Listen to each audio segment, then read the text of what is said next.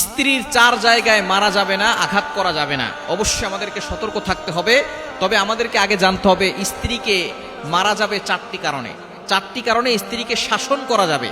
আমরা অনেকে এটা জানি না। এই মাসালাগুলো না জানার কারণে স্ত্রীকে আমরা অনেক সময় বেশি ভালোবেসে ফেলি, অনেক সময় ভালোবেসে তাদেরকে শাসন করি না। চারটি কারণে স্ত্রীকে শাসন করা যাবে, আর চার জায়গায় শাসন করা যাবে না, মারা যাবে না, আঘাত করা যাবে না।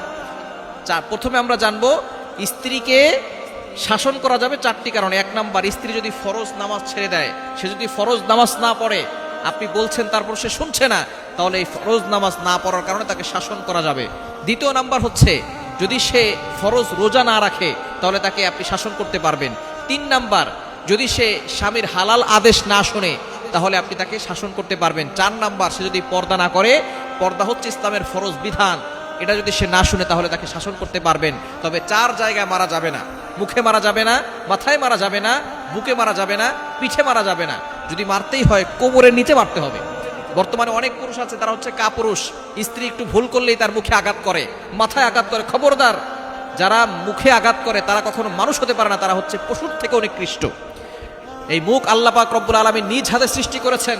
আপনার সন্তান হোক, আপনার স্ত্রী হোক, অথবা আপনার ছাত্র হোক, কাউকে আপনি মুখে আঘাত করতে পারবেন না, এই অধিকার আপনাকে আল্লাহ দেন নাই। সুতরাং আপনি বড় হতে পারেন, আপনি মা বাবা হতে পারেন, অথবা আপনি টিচার হতে পারেন, তবে আপনি মুখে মারার অধিকার রাখেন না। স্ত্রীকে চার জায়গায় আঘাত করা যাবে না। মুখে মারা যাবে না, মাথায় মারা যাবে না, বুকে মারা যাবে না, পিঠে মারা যাবে না। যদি মারতে হয় স্ত্রীকে কোমরের নিচে মারতে হবে। এখন আপনি কয় হাত লাঠি দিয়ে মারবেন? 2 হাত লাঠি দিয়ে পারবেন না, 1 হাত লাঠি দিয়ে তাও পারবেন না। যদি মারতে হয় আপনি মেসওয়াকের পরিমাণ লাঠি দিয়ে মারতে হবে। এত ছোট লাঠি দিয়ে এত জোরে মারা যাবে না যাতে করে স্ত্রীর শরীরে ক্ষতবিক্ষত হয়ে যায়, অথবা স্ত্রীর এমনভাবে আপনি আঘাত করেছেন যাতে করে আপনি যে আপনার স্ত্রীর শরীরে দাগ পড়ে গেছে, এরকম ভাবে মারা যাবে না। সুতরাং মেসওয়াকের মতো লাঠি দিয়ে যদি আপনাকে মারতে হয়, এভাবে আস্তে করে মারতে হবে। এভাবে মারলে আপনার স্ত্রী ব্যথা পাবে, কি বলেন? বলবে ইয়ার কি করে না তো সরো, ঠিক কি না? সুতরাং স্ত্রীকে আপনি ভালোবাসবেন, এটাই হচ্ছে ইসলামের বিধান। স্ত্রী যদি আপনার কথা না শুনে তাকে বুঝাবেন, সুন্দর ভাষায় বুঝাবেন, গালিগালাজ করে স্ত্রীকে বোঝানো যাবে না। স্বামী স্ত্রীর সম্পর্ক হচ্ছে মধুর সম্পর্ক। পৃথিবীর সর্বপ্রথম সম্পর্ক হচ্ছে স্বামী স্ত্রীর সম্পর্ক। আদম এবং হাওয়া আলাইহিস সালাম দুইজনের সম্পর্ক স্বামী স্ত্রীর সম্পর্ক ছিল। সুতরাং স্ত্রীরা ভুল করবে, স্ত্রীরা হচ্ছে একটু বক্র।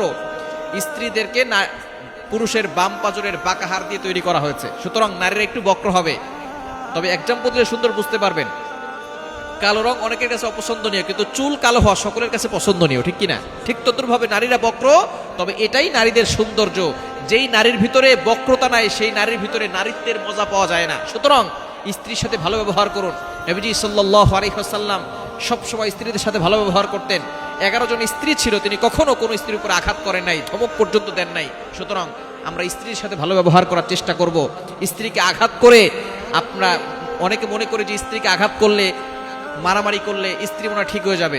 স্ত্রীরা হচ্ছে এমন মানুষ, তাদেরকে বুঝিয়ে শুনিয়ে যেই কাজ করা যায়, আঘাত করে সেই কাজ করানো যায় না। সুতরাং স্ত্রীকে গালিগালাজ করবেন না, তাদেরকে বুঝানোর চেষ্টা করবেন।